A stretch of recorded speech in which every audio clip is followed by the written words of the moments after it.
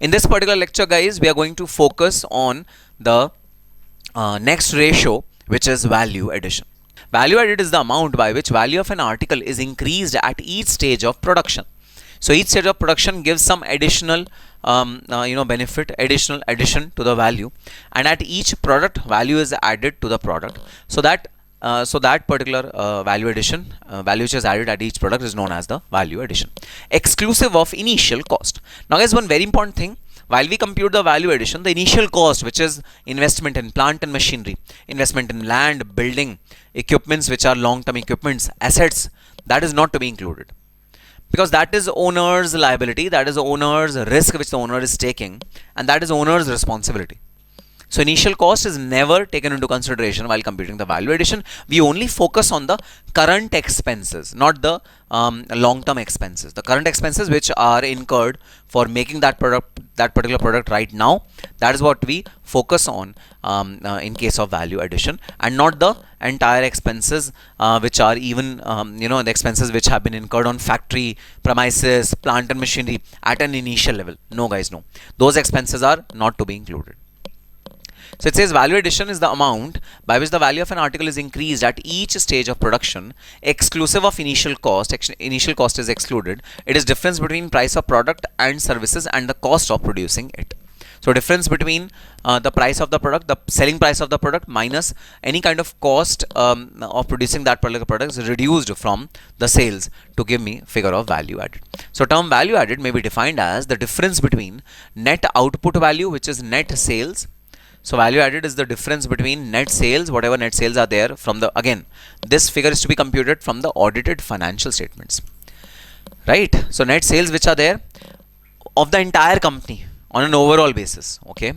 The net sales, so value addition is always computed on an overall basis. An important point to really remember and mark. So value addition is always computed for a company as a whole. It is not computed for individual products.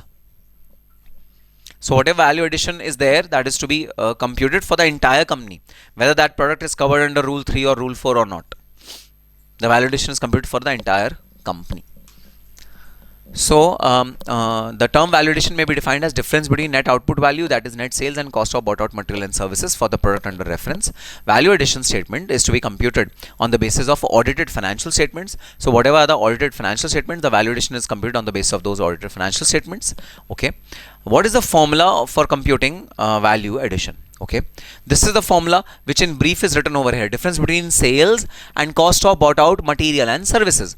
Material and services taken together are known as inputs. Okay, so sales minus the value of inputs is the value addition. Okay, let us read the method of computation of value addition. It may be computed as follows: revenue from operations, which is the sales, excluding sales return. If there's any sales return, that is to be excluded over here.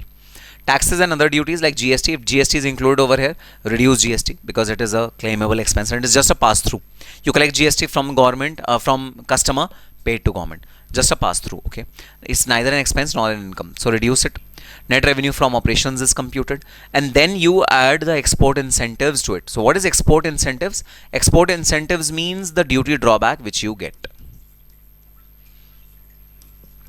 So whatever export benefit that you receive while you export your goods to a foreign country, there are a lot of incentives, lot of benefits that Government of India gives you if you are exporting goods to outside countries, and those benefits definitely represent value addition, where you have not done anything, right? Technically you have not done anything, you have just exported the goods, but because of the goods some additional benefit has been accrued to you, some additional benefit has been given to you. So the value addition includes any kind of export incentives which are accruing to the company owing to the product, okay, owing to the goods and services which they are making, that is to be added. Then add or less adjustment in stocks. So where stocks are increasing or decreasing, it has an impact on the profitability of the company because the closing stock is appearing in the balance sheet and profit and loss account. So the impact which is there of the product, whether the product closing stock is increasing or whether the product's closing stock is decreasing, the impact is there on the profitability, and therefore increase and decrease in closing stock or variance in closing stock is to be factored in while computing the value addition. Guys, while I'll be touching base upon a question, at that point in time, I will explain you in great detail why this adjustment takes place and what is the rationale of this adjustment. So just wait for some time. When we'll be doing practical question, I'll be explaining this adjustment in detail. Then less cost of bought out inputs. Inputs means material and services both. We'll refer to the note also shortly. Cost of material consumed, process material consumed. Okay, this is the main material. This is the secondary material or subsidiary material, which is the process material. Consumption of stores and spares. Utilities. Utilities means power, fuel, water that we use for production. Okay, they are known as utilities.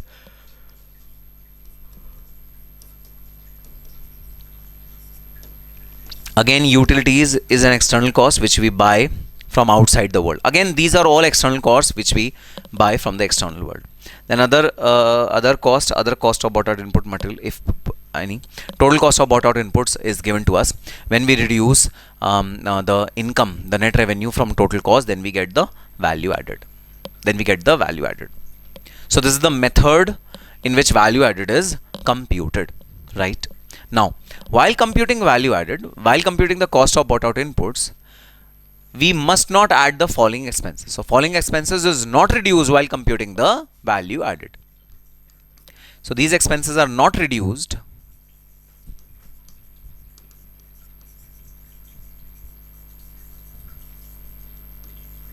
while calculating the value added. These expenses are not reduced while calculating the value added. While you calculate the value added, we do not reduce these 4 expenses. Okay, I'll tell you what is the rationale of not reducing these 4 expenses while computing the value added. First one is rates and taxes. So guys, rates and taxes typically refers to the indirect taxes which we pay to Government of India, like sales tax, like GST, like excise in certain products which are there. And rates means those stamp duty which we pay while we buy a new office premises, or while we buy a new say vehicle, while we buy a new any kind of product on which stamp duty is applicable. So any kind of stamp duty that we pay, any kind of duty that we pay to local government. For example, in Maharashtra there is a professional tax. What is a professional tax? Professional tax means tax which is paid by the professionals of a particular state. So all the chartered accountants or all the company secretaries or all the cost accountants will pay a particular tax to Maharashtra government. That is known as rates. So rates and taxes means all the indirect taxes which we pay to Government of India. It also means the stamp duty, the duties which we pay, local taxes which we pay to typically state government. State government is the beneficiary of local taxes and rates. So anything that we pay to local government in terms of rates, taxes, that is known as the rates and taxes, and it is not to be reduced while calculating the value added statement. So why is it not to be reduced? Guys, the reason why it is not to be reduced from 60 is that we will show it as a distribution to Government of India at a later stage. We don't reduce it at this point because we will show it as a distribution to Government of India at a later stage. If we reduce it at this point in time, how will we show it over here? Okay, the ultimate aim is to show the distribution of the value addition to different claimants, to different people who are eligible to claim a pie of the value added. So this particular amount is reduced over here, is to be disclosed over here. Therefore, from here we do not reduce rates and taxes.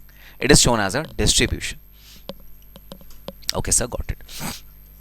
So rates and taxes is shown as a distribution. Similarly, guys, salaries and wages is not reduced while computing the value added. Why? Again, we'll be showing it as a distribution of our value added amount.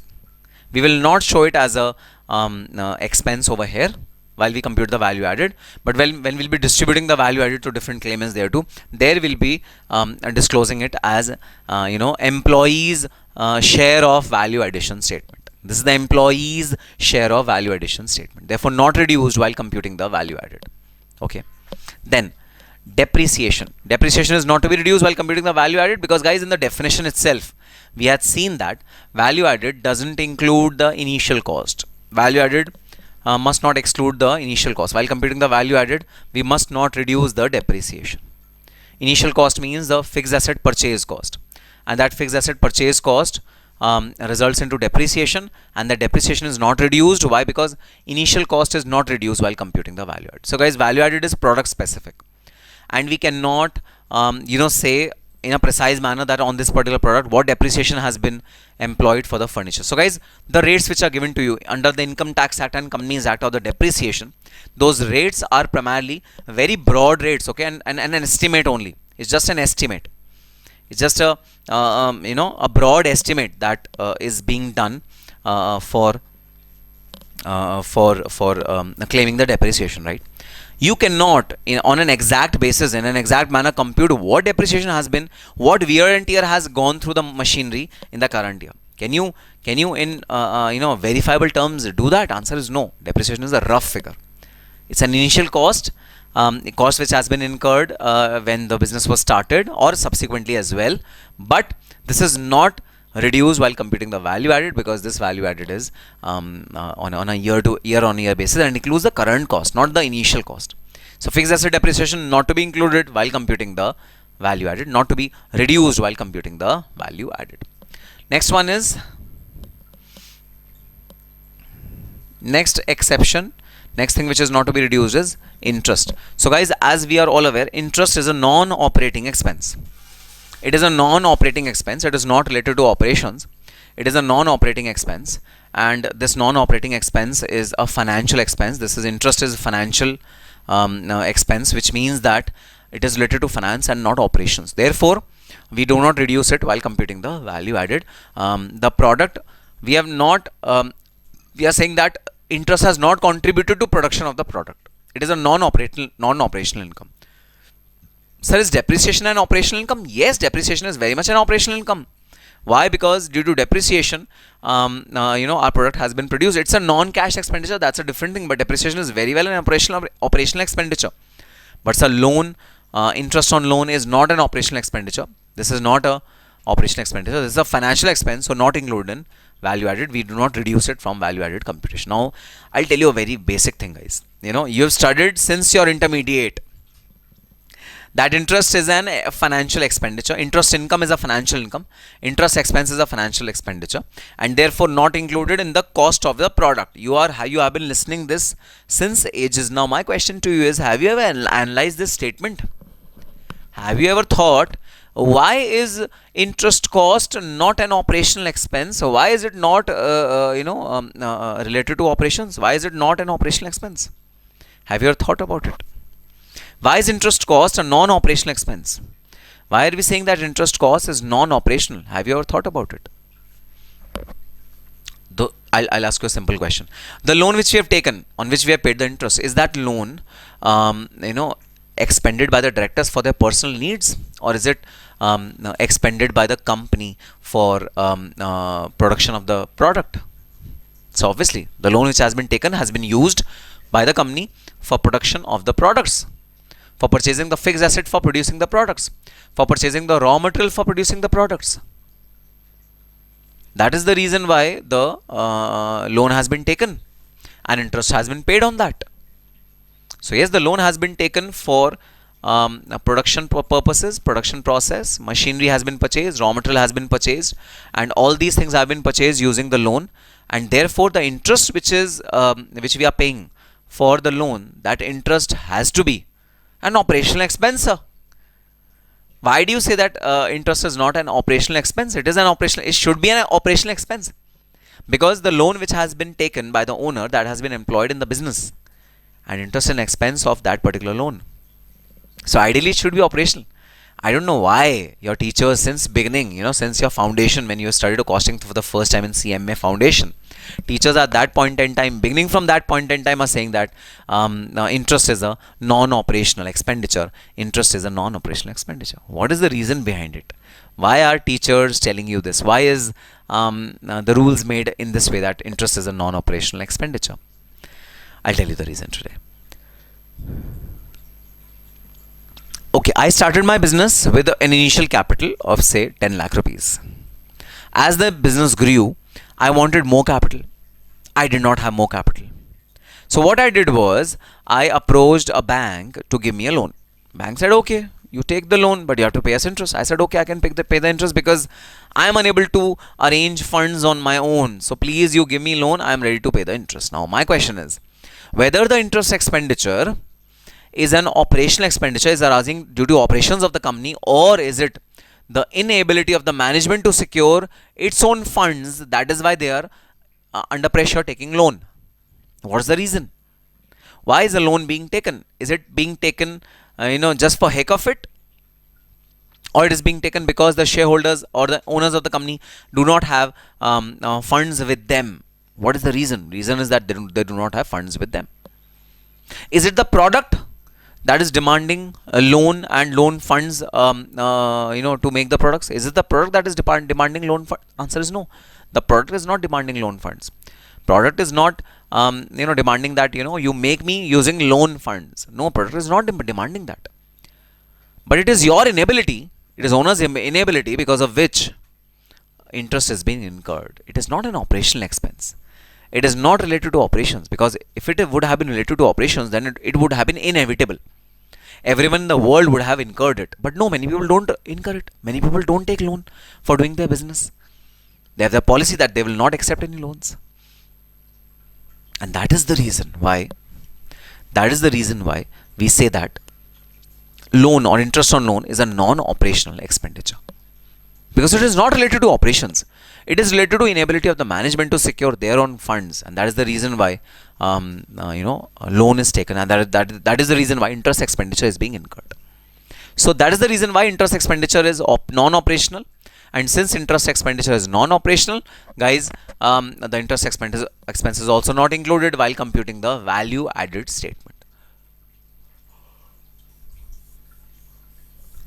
So, barring these 4 expenses, all other cost or bought out inputs should be reduced while computing the value addition. Barring these 4 expenses. These 4 expenses are not to be reduced. All other expenses are to be reduced. Okay. Now next is a statement showing distribution of earning to different claimants thereto. This will be coming on this particular aspect in a short while. First, let's do a practical question so that we understand what is the computation mechanism of value added amount. Okay, sir. Let's start illustration number 4. Let's start illustration number 4.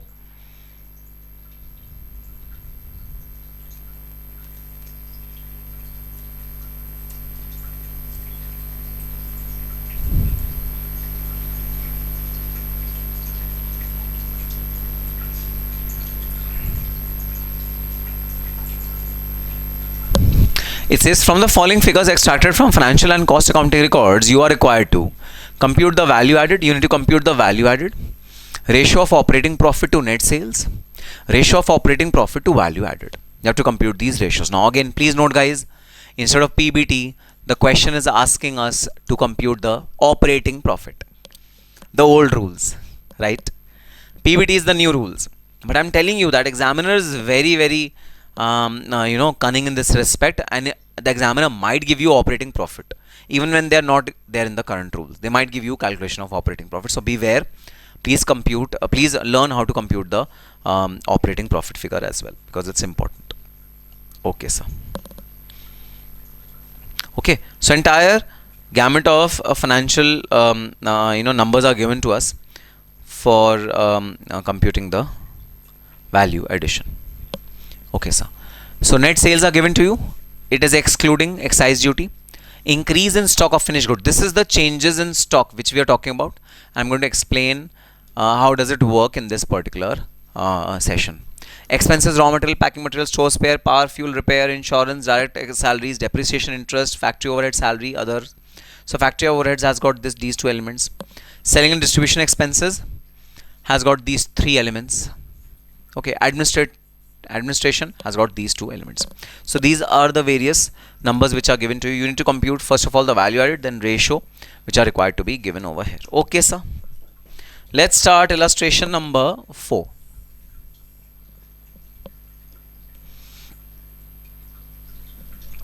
Illustration number 4. Part A.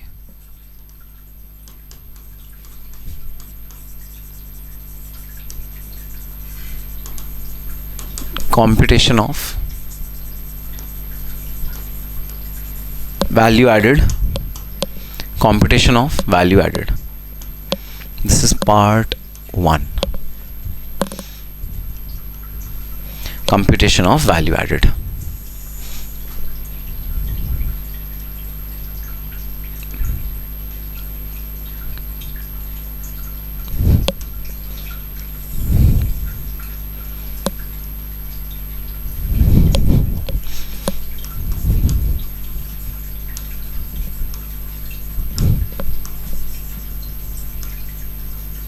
amount. Particulars and amount. Amount is rupees and lakhs.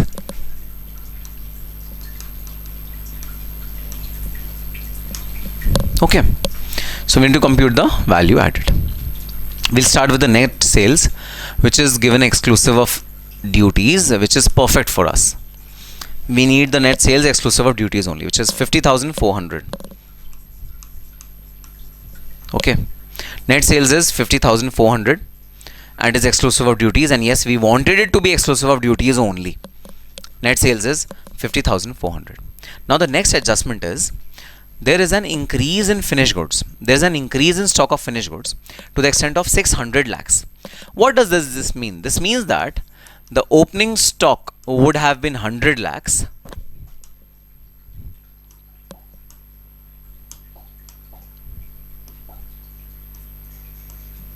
The opening stock would have been 100 lakhs and the closing stock of this particular year would have been 700 lakhs, right? So there's an increase of 600 lakhs from the opening to the closing stock. There's an increase of 600 lakhs from opening to closing stock. This increase of 600 lakhs represents that we have made certain finished goods in our factory but have not sold them and kept them in the godown. We have made some stock during the current year, not sold them, have kept them in the godown. We will be selling them in the subsequent years. Now the question is, guys, whether it is sold or not, please tell me whether in the current year some value added has been added to the raw material to convert it to finished goods. Yes, value added has been done. Value addition has been done during the current year in these goods, and that is the reason why they are stored as finished goods in our warehouse. They will be sold soon. So this increase represents the value addition which has been done during the year, irrespective of the fact whether this increase will result into sales or not. Maybe it doesn't result into sale ever, maybe, but the value addition has been done. Value addition has been done. On an accrual basis, my value has been increased. My profit is increased. So, closing stock is appearing in the credit side of the profit and loss account.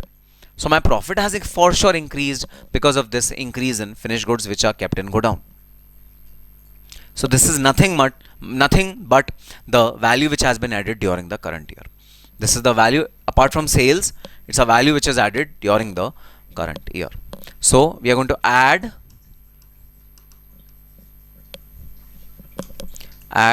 increase in stock of finished goods.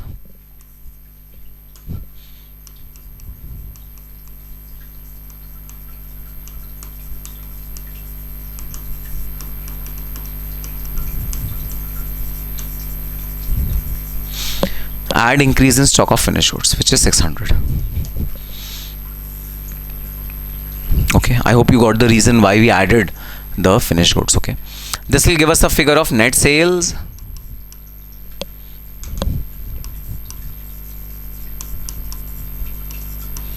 including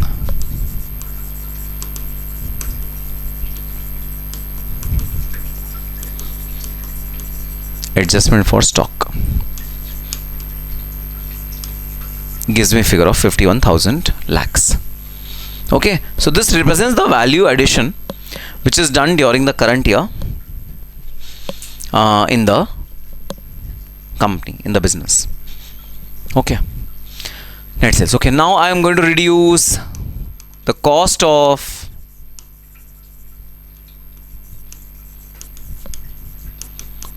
bought out inputs. I'm going to reduce the cost of bought out inputs. Whatever are the bought out inputs, I'm going to one by one reduce their cost so that I can compute the value added. We can term it as A. Okay, sir. Now cost of bought out items.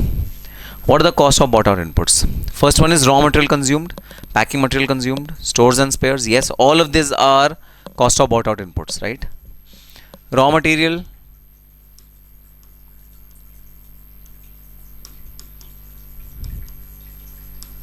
process material, okay, What is the amount of raw material?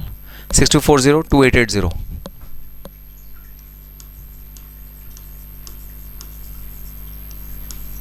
2880. 6240, 2880.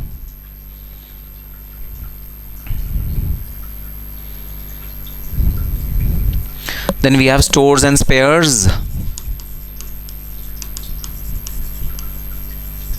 What is the amount?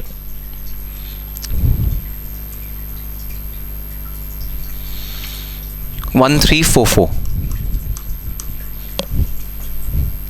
Then we have power and fuel, right? These are utilities which have been used in computing the which have been used in producing the goods.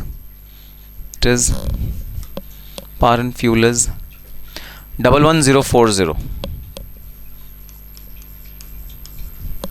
Then guys, we have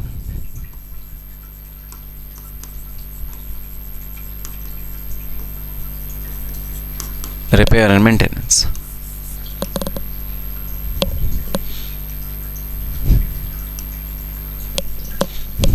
What is the amount of repair and maintenance?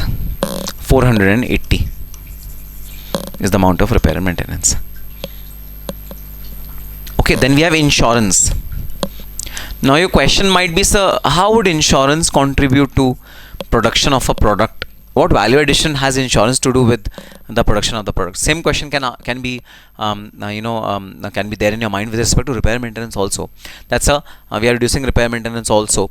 How is repair maintenance related to value addition? How is insurance related to value addition? Guys, these are services which are bought out from outside agencies to produce our goods, right? And these are inevitable. Repair maintenance is inevitable. Unless until repairs is done on my factory premises, I would not be able to produce products effectively. Unless until I have insurance, my fear of any loss will not be minimized. So both of these things are very, very important from standpoint of our computation of value addition, because these points represent the value which we have added in our goods, the value which have enhanced the value of our goods. So these are an essential element of our cost of bought material and services. Okay, insurance 288. Then we have direct salaries and wages. Would we include it while computing the value addition? Answer is no. Why? Because we'll be included in the claimants, right? Distribution of value addition, we'll include it over there. So we'll not reduce it here. Depreciation, is depreciation included while computing the value addition? Answer is no. It's an initial cost. It is not to be reduced while computing the value addition. Then interest paid, do we reduce interest paid from value addition? Answer is no. We do not reduce interest paid from value addition because it is a non-operational expenditure. Factory overheads, do we reduce factory overheads? Yes, sir. But not salary. Please note, not salary, only other factory overheads. So we'll reduce other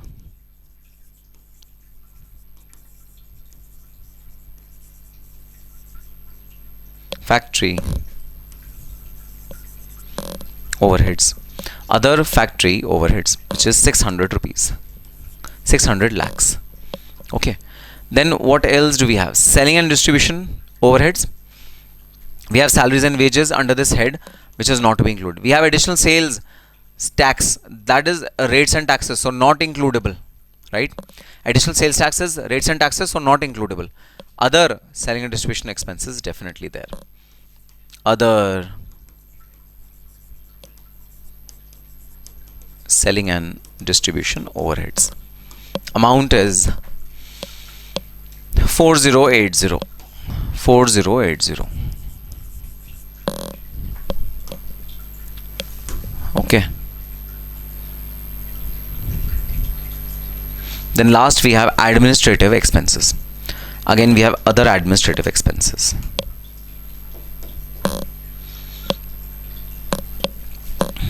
So we have other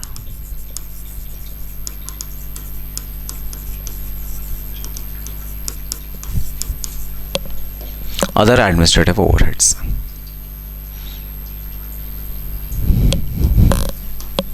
Okay, what are the other administrative overheads? 192 is the amount of other administrative overheads. So these are the expenses which we are going to reduce from our sales to compute our value addition. Okay, sir, got it. Let's compute the total of cost of bought out inputs. Okay.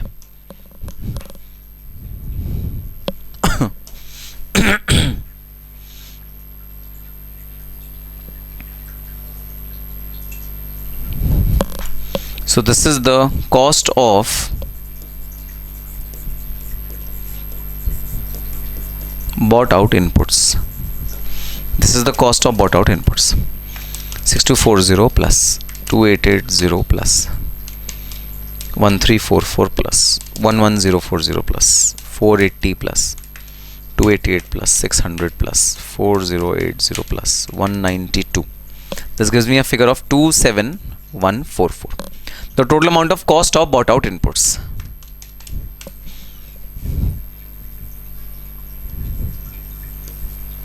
I'll reduce it.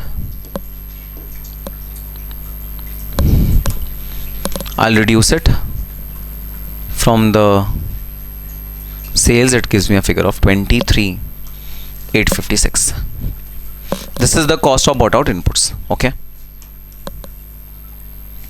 So this is B.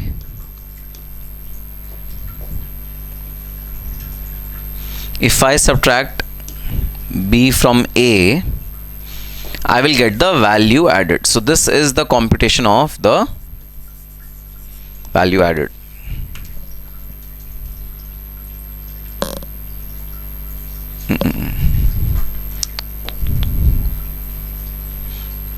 Okay.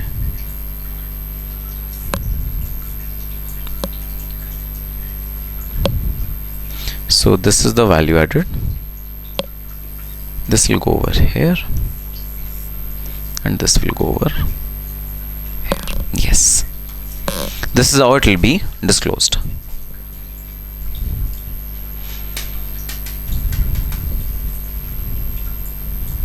Okay, so this is the computation of value added, which is A minus B.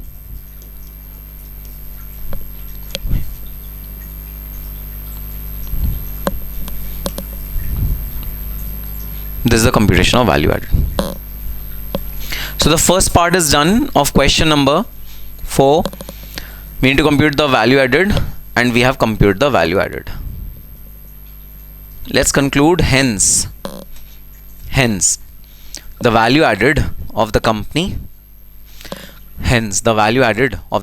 is computed as rupees 23,856 lakhs. 23,856 lakhs. Now we move on to part number 2. Part number 2 will ask me to compute computation of a ratio. What is the ratio? Ratio of operating profit to net sales. Computation of operating profit to net sales ratio. Computation of operating profit to net sales ratio.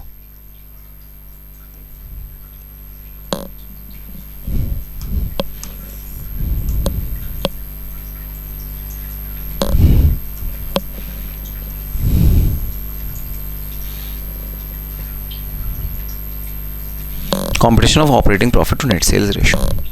Now guys, in this particular part also we need to compute a ratio.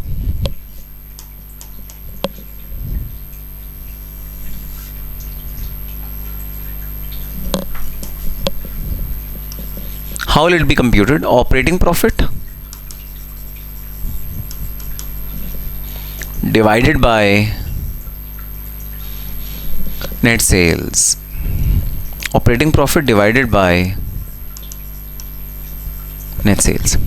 Now I'm going to make a working note over here. Working note number 1, which is computation of operating profit. I need to compute the operating. Net sales is given to us, guys. Net sales is given to us. We need to compute the operating profit. So computation of operating profit.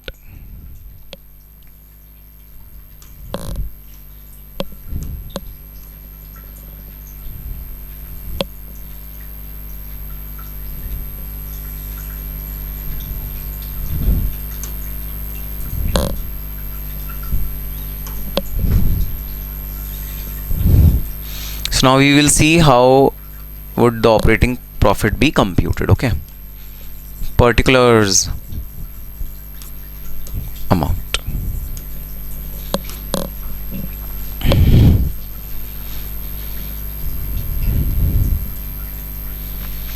Now guys, to compute the operating profit, we will again have to take the base as sales. We will have to add the adjustment in stock and operating profit because it happens in operating profit also. We have to reduce all these expenses. In addition to it, we have to reduce further expenses like depreciation, like rates and taxes, which have not been reduced over here, but they will be reduced while computing the operating profit. So depreciation is very much an operating expenditure, so will be reduced while computing the operating profit. Salaries and wages is an operating expenditure, will be reduced while computing the operating profit. Interest is not reduced over here. Interest will also not be reduced over there, so it becomes indifferent. We become neutral to interest. But other expenses we have to reduce while computing the operating profit, which we have not reduced while computing the value added. Now two options are there with you. One, long cut. Let us start with our sales figure and finished goods figure and reduce all these expenses, and in addition reduce further expenses. Long cut process. And second process, which is the shortcut process, let us start with value addition figure and reduce all the expenses which have not been reduced over here, which should have been reduced in operating profit. Let's do that. It's a shortcut. So you tell me, which one will you prefer, long cut or shortcut? Sir, needless to ask, sir. Why are you asking such a question, sir? Obviously, sir, we will always prefer the shortcut.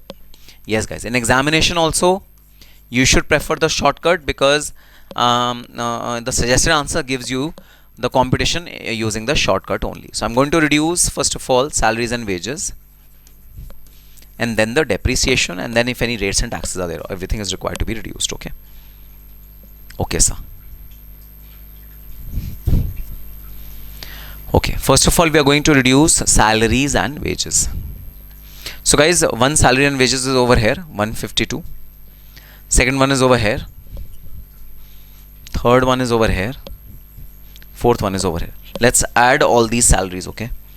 Let us add all these salaries. So 1152 plus 600 plus 288 plus again 288.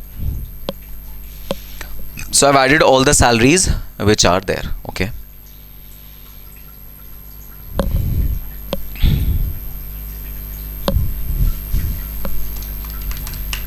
One 1152 plus 576 plus gives me a figure of 2304. Okay.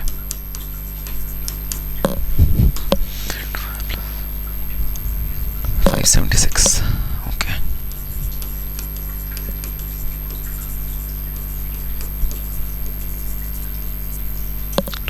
Okay. The second thing that we are going to reduce is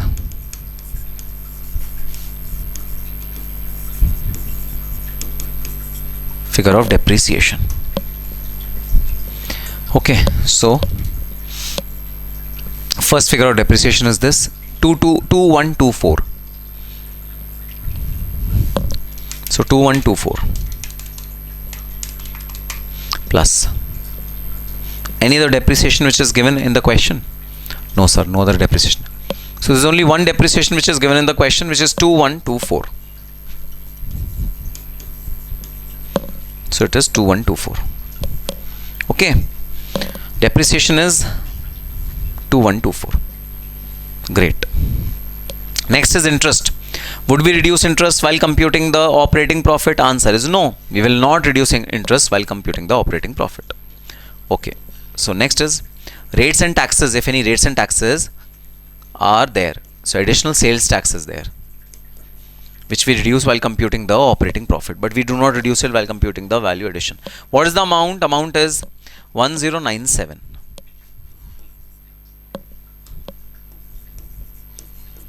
$1097 is the amount. Okay.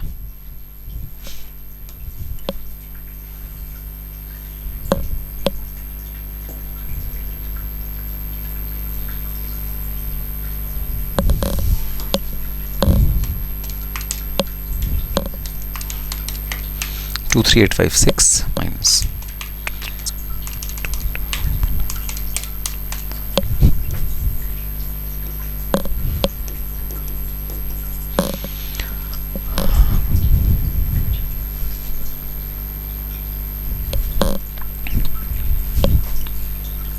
Okay. So what is the operating profit?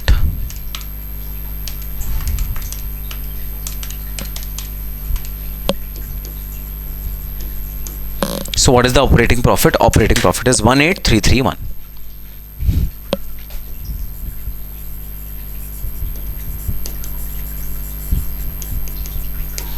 Operating profit is 18331. Now guys, suppose if the examiner would have asked you to compute the PBT, what would you have done? Suppose the examiner would have asked you to use the PBT and not the operating profit. What would you have done? Guys, we have additionally reduced interest from this amount to get the PBT. Let's write this in a note. Let's write this in a note. In case the examiner would have required, in case the question would have required, in case the question would have required us to compute, in case the question would have required us to compute the PBT instead of operating profit, comma, we would have additionally reduced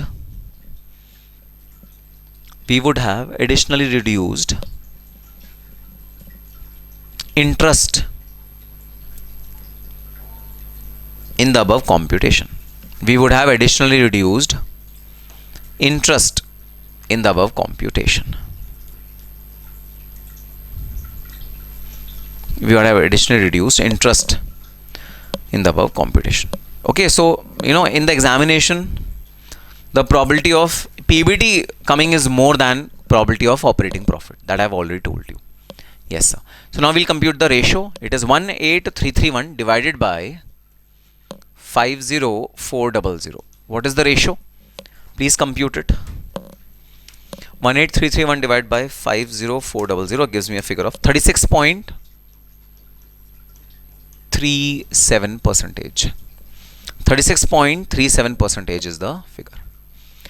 So guys, let's conclude the second part also. Part 2. Hence, the ratio of operating profit to net sales. Hence, the ratio of operating profit to net sales is computed as 36.37%. Is computed as 36.37%.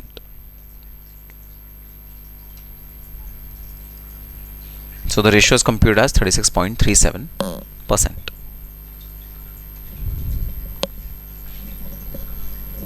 Okay, sir, got it. Okay, so this is part 2. Now let us see part 3. Part 3 requires us to compute computation of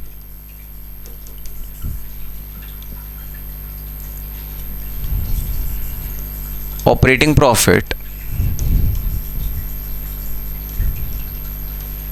to value added. Okay, we need to compute the ratio of operating profit to value added.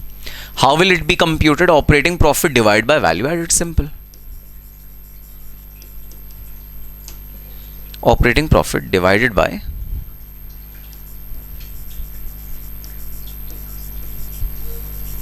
value added. What is the operating profit? 18331. What is the value added? Value added is 23856.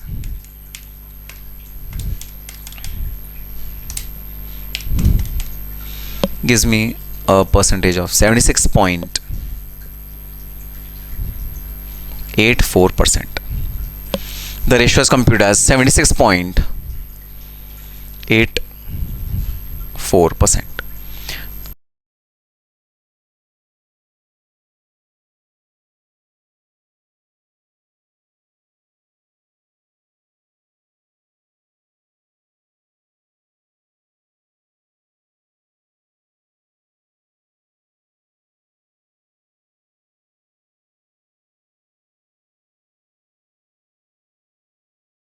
So as you guys are aware, the profit as per the cost accounts varies from profit as per the financial accounts. The reasons can be varied. There are various expenses which are recorded in the financial books but are not recorded in the financial books, and vice versa. There are certain incomes which are recorded in the financial books but not recorded in the cost books, and vice versa. So there are varied reasons because of which the profit as per the cost records is very different from profit as per the financial records. So the idea of profit reconciliation is to reconcile both the profits so that we can be sure that our costing books are correct and accurate and there is no error in our costing books of accounts. Second objective of preparing reconciliation statement is that we need to know what are the major sources of difference between costing profit and financial profit, and what are the reconciling items, what items are leading to the differentiation between costing profit and financial profit. This is the second agenda or second requirement or second need for making the profit reconciliation statement. So where do we disclose this profit reconciliation statement in our rules? So guys, if we come to our rules, and this PDF is there in your book as well. Okay, so profit reconciliation for the company as a whole. We prepare this profit reconciliation for the entire company.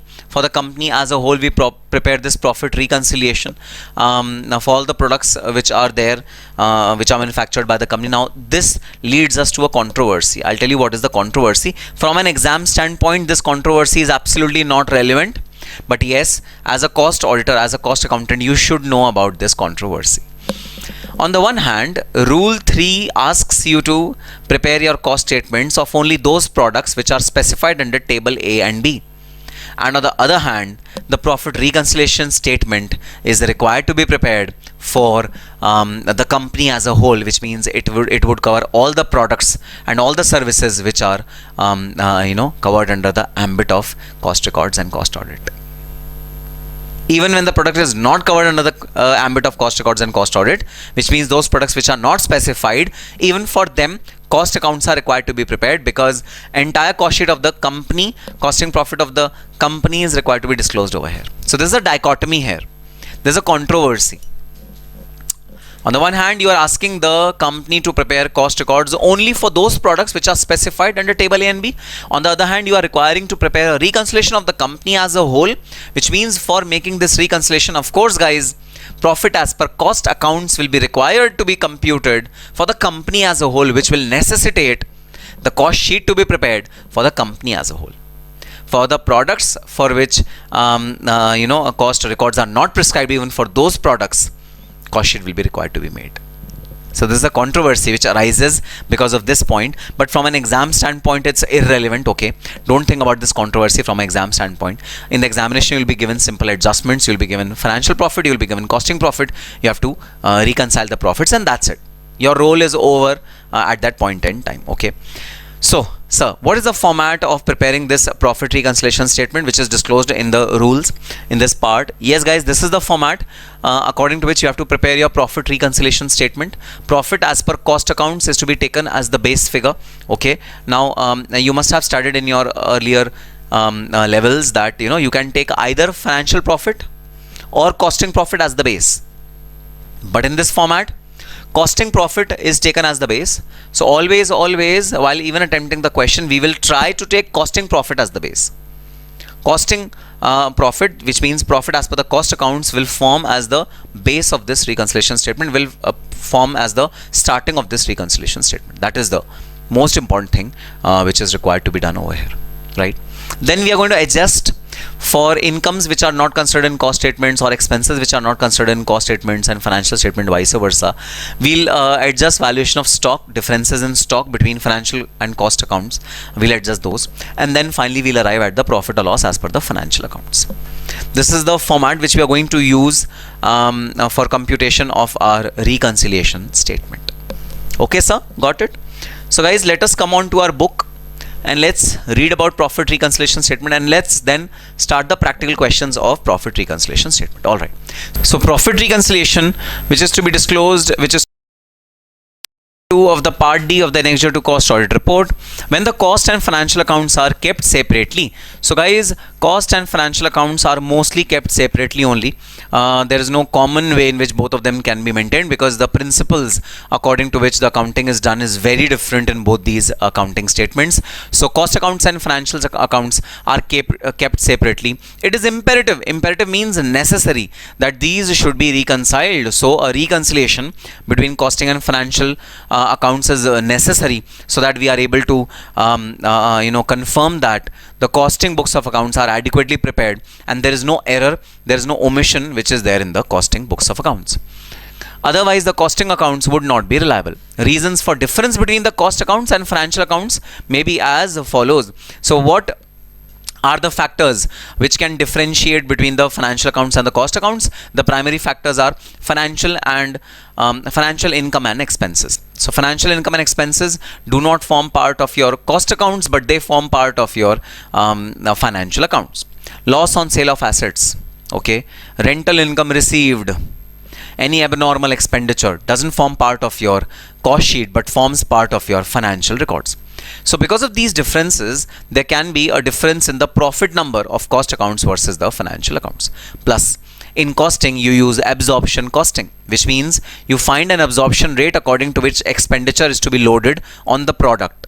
Okay, this is the way you compute your cost in the cost sheet. However, in case of financial accounts, the expenditure is to be recognized in the books of accounts as and when it is incurred. There's no absorption costing which is used, right? So there are multiple reasons because of which there can be a difference between costing accounts and financial accounts, and to reconcile both of them is a necessity as per the Annexures to Cost Audit Report.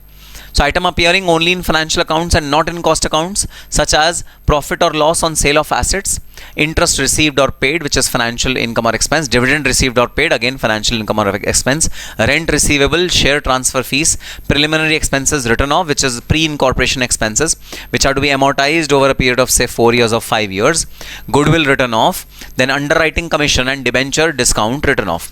These are certain items which appear in the financial accounts but not in the cost accounts, and because of these items, guys, there can be a difference between costing profit and financial profit. Under or over absorption of overheads. So overheads are indirect expenditure and they are to be absorbed in the cost of production. The way they are to be absorbed in the cost of production according to costing mechanism is to compute a absorption rate and then absorb it. However, in case of financial accounts, the entire expense is debited to P&L account on accrual basis. So that is the differentiating factor. Different basis of stock valuation, that is, in financial books stocks are valued at cost or market price, whichever is lower. In cost books, however, stock of material may be valued on FIFO or LIFO basis, and work in progress may be valued at prime cost or works cost. Then amount of depreciation can be different in both the books, guys. Two differences may be there. The rate might be different or the method might be different, right? Method of depreciation might vary in cost accounts versus financial accounts, and rate might vary, because of which there can be a difference between the two books of accounts. So the reconciliation statement aims to reconcile these two profits and to find out all the elements because of which there is a difference between costing profit and financial profit. So these are the elements which are to be listed and which are to be made in this format. So let's start illustration number 10. A cost accountant of Sovana Sugar Limited has arrived at a profit of 73,24,150 on the basis of cost accounting records for the year. So we have been given the profit of 73,24,150 as per the cost accounting records, which means this is the costing profit. Profit as per the cost accounts. This is the costing profit. As the cost auditor, you find out the following differences between financial accounts and cost accounts. So these are the adjustment entries between financial accounts and cost accounts. So these are the reconciling items. Number 1, decrease in value of closing work in progress and finished goods inventory as per financial accounts. Profit on sale of fixed asset, loss on sale of investment, voluntary retirement compensation, major repair and maintenance written off in the books of accounts. Insurance claim, profit from retail trading activity, interest income which we have received. You are required to prepare a reconciliation statement and arrive at the profit as per the financial accounts. So prepare a reconciliation statement and arrive at the profit of financial accounts. That is the ask which we need to really do in this particular question. Okay, sir, got it?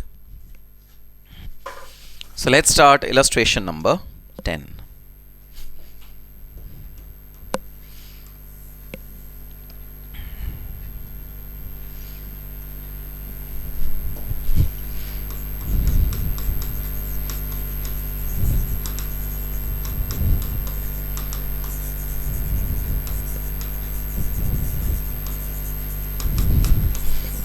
computation of profit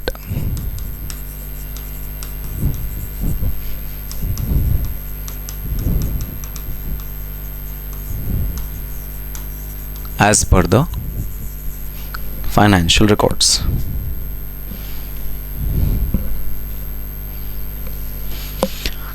So we need to prepare the profits as per the financial records.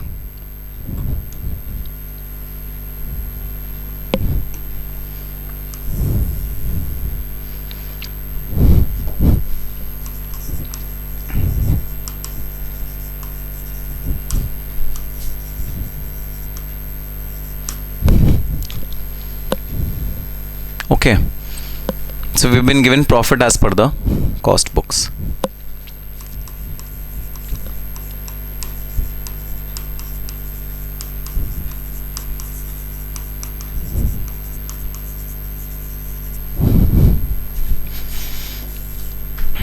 So profit as per the cost records. 7324150.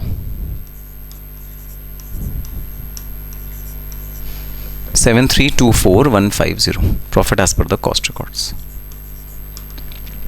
We are going to add certain things. We are going to reduce certain things. And then we'll be arriving at the figure of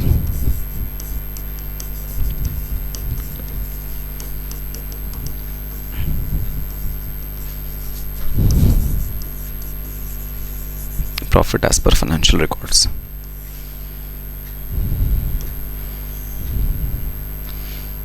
So this is the typical format which we use for making our reconciliation statement. Okay, some items will be added, some items will be reduced to compute the profit as per the financial records. We'll start with the profit as per the costing records. Okay, sir, got it. Let's start one by one.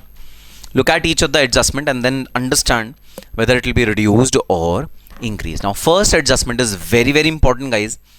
You know, the adjustment of stock that we have done given in a twisted manner, in a different manner. Okay, what does it say? It says decrease in value of closing work in progress and finished goods inventory as per the financial records and as per the cost records. So in the usual scenario, we are given the closing balance of inventory, the closing amount of inventory as per the financial records as well as per the costing records. In the usual scenario, we are given these two amounts separately, right? In this particular adjustment, the closing amount is not given. The decrease in closing work in progress and finished goods is given. Now, so what is this decrease in closing work in progress and finished goods? Let me explain what is decrease in value of stock. What do you mean by decrease in value of stock? All right. So we've been given opening, finished goods or work in progress.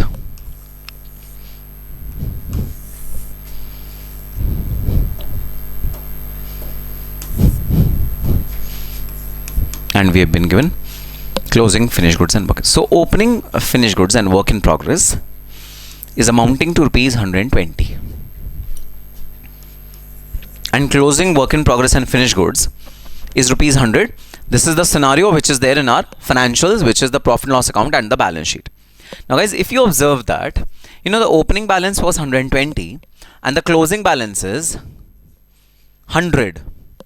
This is known as decrease in value of stock.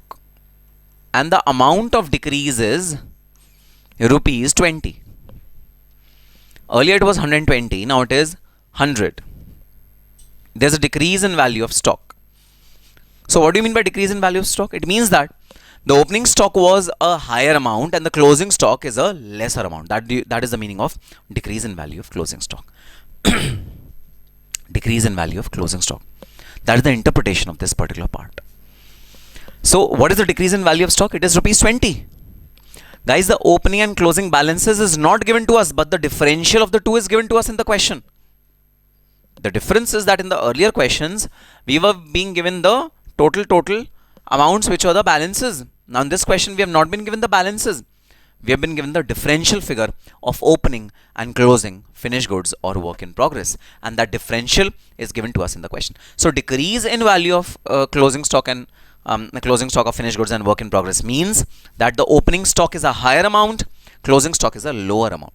Similarly, increase in value of stock means the opening balance is a lesser amount, closing balance is a higher amount.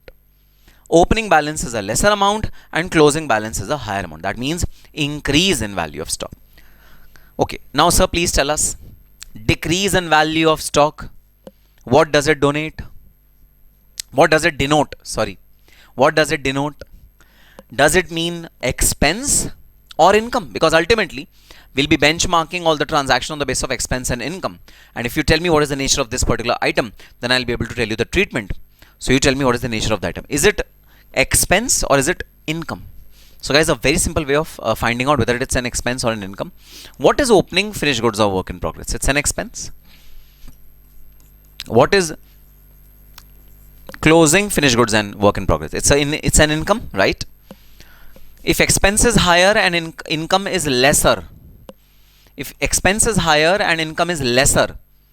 then the differential of two will also be an expense, because expense is higher and income is lesser in this particular case. Then the differential of the two will be an expense. So decrease in value of stock of finished goods is an expense. Similarly, if the situation was vice versa, which means opening stock was 100, closing stock was 120, in that case guys, expense was 100, income was 120, so the net effect of 20 will be nothing but an income. In case there is an increase in value of stock of finished goods, in case there is an increase in value of finished goods, in case there is an increase in value of stock, it will be denoted as an income, because in this case expense is lesser and income is higher. The net amount is denoted as income. That is how you are going to judge whether the decrease or increase in finished goods or work in progress is an income or an expense. And accordingly guys, you're going to treat it in the reconciliation statement. Okay, always in the examination also just think about this scenario, and then you'll be able to easily understand whether this decrease is an income or an expense. Let's get back to our question. Question says decrease in value of closing work in progress. Guys, I don't care whether it is work in progress or finished goods, because it is the same for me, right? Decrease in value of closing work in progress and finished goods. Again, this is in the nature of an expense. Okay. Decrease in value of closing work in progress and finished goods inventory as per the financial accounts is 1,28,000. 1 crore 28 lakh 21,000, and as per cost account is 1 crore 31 lakhs and 4,220. So this is in the nature of an expense. So expense is higher in cost accounts. Let me get back to my the hands gestures. Okay, the expense is higher in cost accounts, lower in financial accounts. The expense is higher in cost accounts. In cost accounts the expense is higher, and in the financial accounts the expense is lower, which means expense is more in cost accounts. It means costing profit is less. Expense is more in cost account, which means costing profit is less, and financial profit is higher. Costing profit is less and financial profit is higher. What are we going to do? You please tell me, with which number am I starting my reconciliation with? I am starting it with cost records, profit as per cost record, which means that this hand is variable, this hand is fixed. I cannot move this hand. I only have to move this hand, which means I have to add to make it equal. I have to add. So this adjustment will be added in the reconciliation statement. So decrease in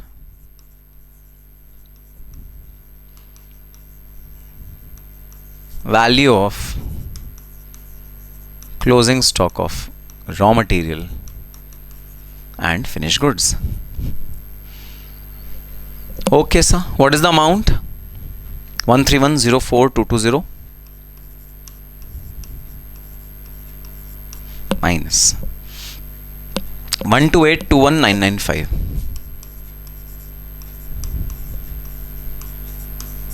128,21,995.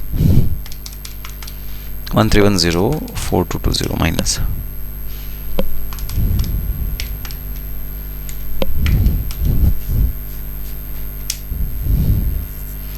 Net figure is 28,225. 28,225. Okay, sir, got it. So yes, a little tricky one, right? But if you analyze it properly and if you apply a little bit of this technique on this particular transaction, it will be easily decipherable. Now the only thing is that you need to really clearly make out which transaction is in the nature of an expense, which transaction is in the nature of an income. If you are able to clearly demarcate this fact, then profit reconciliation statement is absolutely nothing. Absolutely nothing. Okay, sir.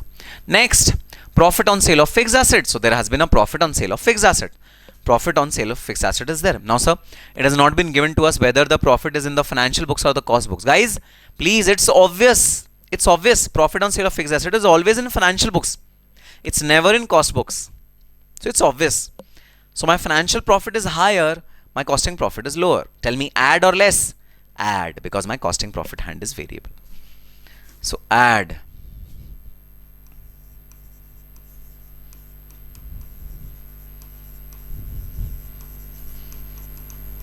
Profit on sale of fixed assets. Amount is 61,500. 61,500. Okay. Loss on sale of investments. So we have sold certain investment, incurred a loss on sale of investments. Loss means my financial profit would have reduced, because this loss is always recognized in the financial books of accounts. My financial profits have reduced. Costing profits are higher. Tell me, add or less? Less in costing profit. Less. Loss on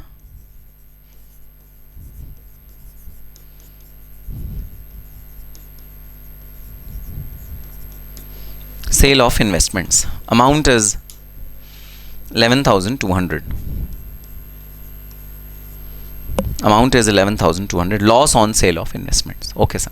Next, voluntary retirement compensation included in salaries and wages in financial accounts amounting to rupees 16,75,000.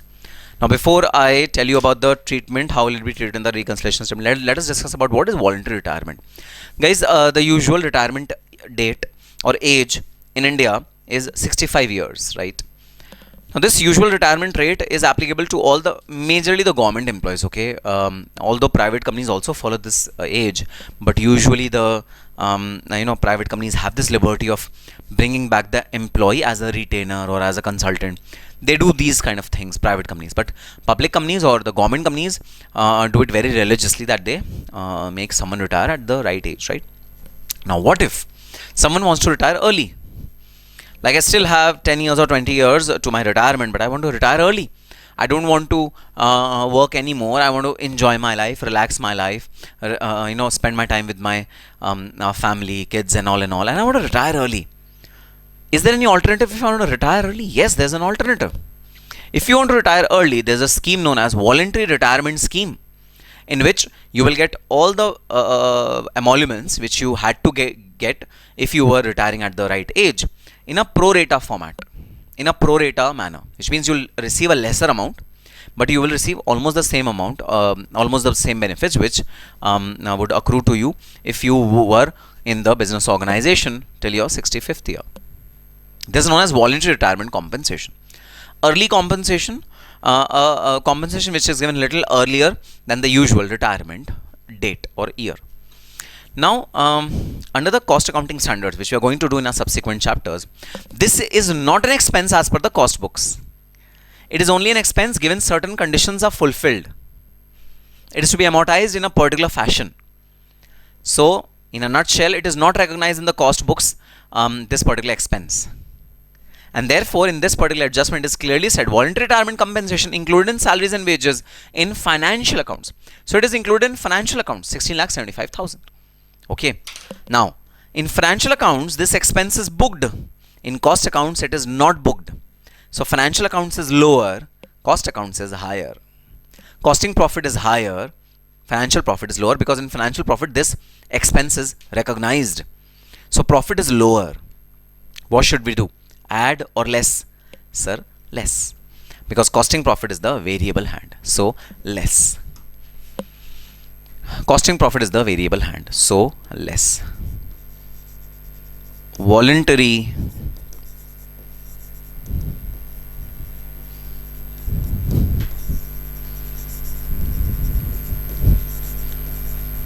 retirement compensation 16,75,000. 16,75,000. Voluntary retirement compensation 16,75,000. Okay, next is donation paid. Now before I come to donation paid, guys, what if this in financial accounts was not written? What if this in financial accounts was not written? Sir, again it was obvious that voluntary retirement is always recognized in the financial accounts. So even if it's not written, we will always assume that this expense has been recognized in the financial account, but it has not been recognized in the cost account. It's obvious. Okay. Then donation paid. Again, donation forms part of financial accounts and not cost accounts. Needless to say, even if question is silent, needless to say, donation is always recognized in the financial accounts and not in the cost accounts. So again, guys, donation recognized in the financial accounts, which means financial profit is less, costing profit is more. So tell me, add or less? Less. Less.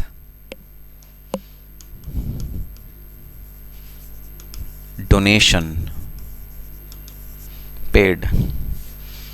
Less donation paid, rupees 25,000. Donation paid, rupees 25,000.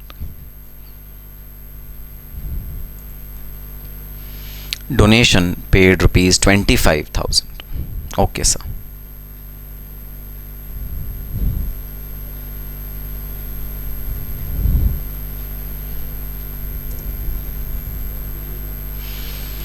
Okay, sir, got it.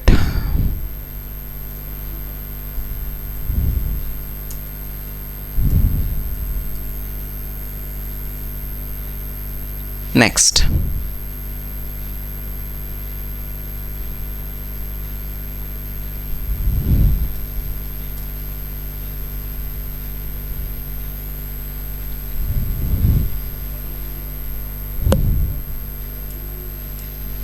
Okay. Next adjustment, major repair maintenance written off in financial accounts. Now there's a repair maintenance now expenditure which has been incurred in the financial accounts. It has been recognized. It is 13,26,000. In the financial accounts, it has been recognized as 13,26,000. Amount recognized in the cost accounts is 6,08,000. Reckoned means recognized. Okay. Or booked. So there's a overhaul, there's a repair maintenance which has taken place in our financial accounts, and that repair maintenance which has taken place in our financial accounts, guys, that repair maintenance is recognized differently. The amount is recognized differently in financial accounts and cost accounts. In financial accounts, it has been recognized as 13,26,000, and in the cost accounts, it is recognized as 6,08,420. So, but why? If repair maintenance is done, then it should have been recognized with similar amounts in cost accounts and financial accounts. No, guys. So what happens is, in case of a major repair maintenance, there is a possibility that financial accounts will say that, oh, this is entirely my expense for the current year. But cost accounts will say, no, this expense will be amortized over a period of say 3 years or 2 years or 4 years.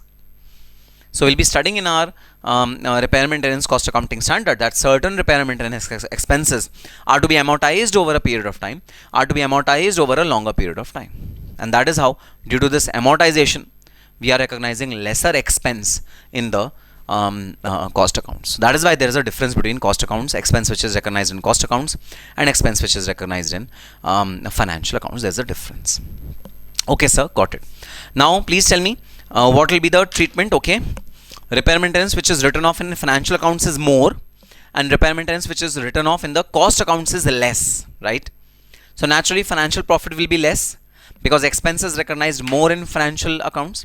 So financial profit will be less, and costing profit will be more. You tell me, add or less? less. It will be reduced, less. So less.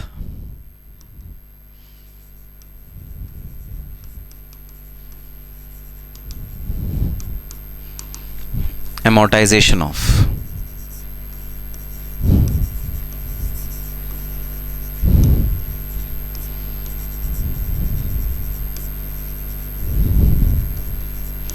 major repair and maintenance. 13,26,000 minus 6,08,420.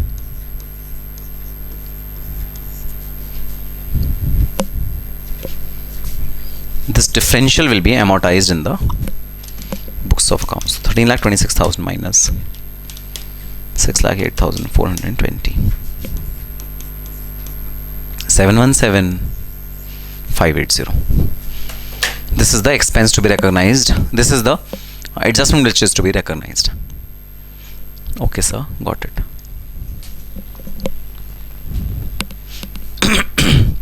Next, insurance claim relating to previous year received during the year. So there has been an insurance claim which has been received during the year. Again, guys, it will only be recognized in the financial accounts. It won't be recognized in the cost accounts. So any income in the nature of insurance claim is to be recognized in the financial profit. So financial profit will be higher, costing profit will be lower. Tell me, add or less? Add. Add. This is insurance claim receipt. 14,29,000. 14,29,000. Insurance claim receipt. 14,29,000. Next, profit from retail trading activity. Now, there is a profit which is from the retail trading activity. Trading activity has been taken place in the company, and there is a profit regarding that, right? Obviously, guys, profit from retail trading activity will be recognized in the financial accounts and will not be recognized in the costing accounts. So this profit will be there in financial accounts, will not be there in the costing accounts, because costing accounts are prepared for the manufacturing activity only, right? So there can be a differentiation, there can be a reconciling item for this particular entry as well. So profit from retail trading activity recognized in the financial profit, not recognized in the costing profit.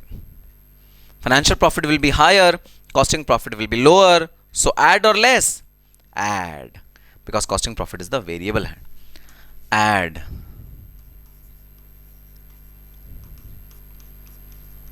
Retail trading profit. 7,12,300. 7,12,300. Retail trading activity. 7,12,300. Last, we have interest income from intercorporate deposits. So there have been a financial income. We might have given someone might have taken deposits from us, and that person is paying us interest. Interest income, financial income, recognized in the financial profit, not recognized in the costing profit. So financial profit is higher, costing profit is lower. Tell me, add or less? Yes, add. So add.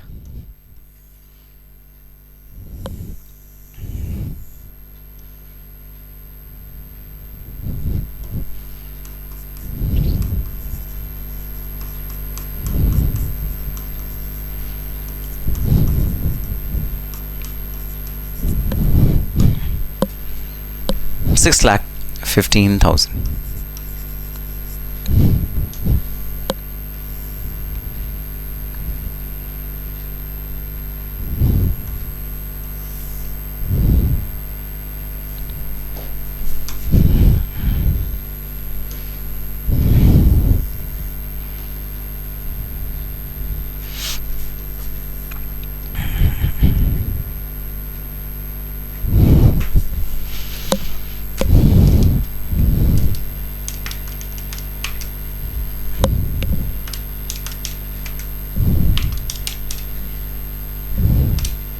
Now we're going to add all the amounts. and just we are going to write it over here. Okay, so just total up the total add figures, total up the all the negative figures. Okay,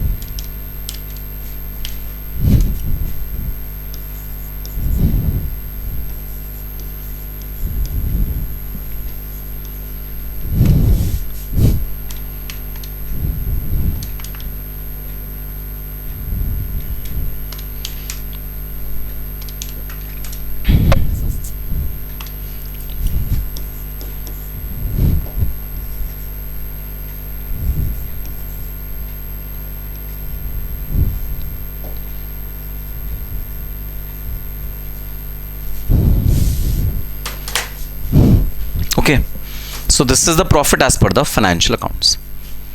This is the profit as per the financial accounts. And we have created the entire reconciliation statement having all the adjustments.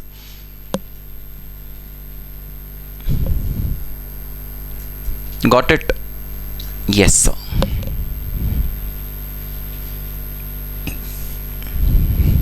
So please conclude, guys. Hence,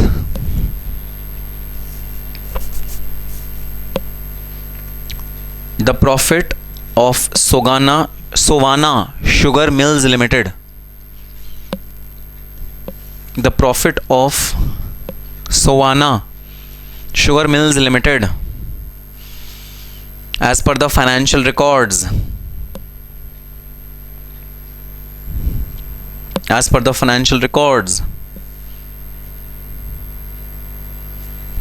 is computed as rupees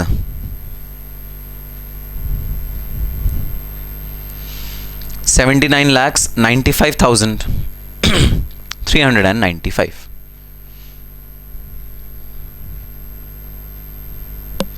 $79,95,395.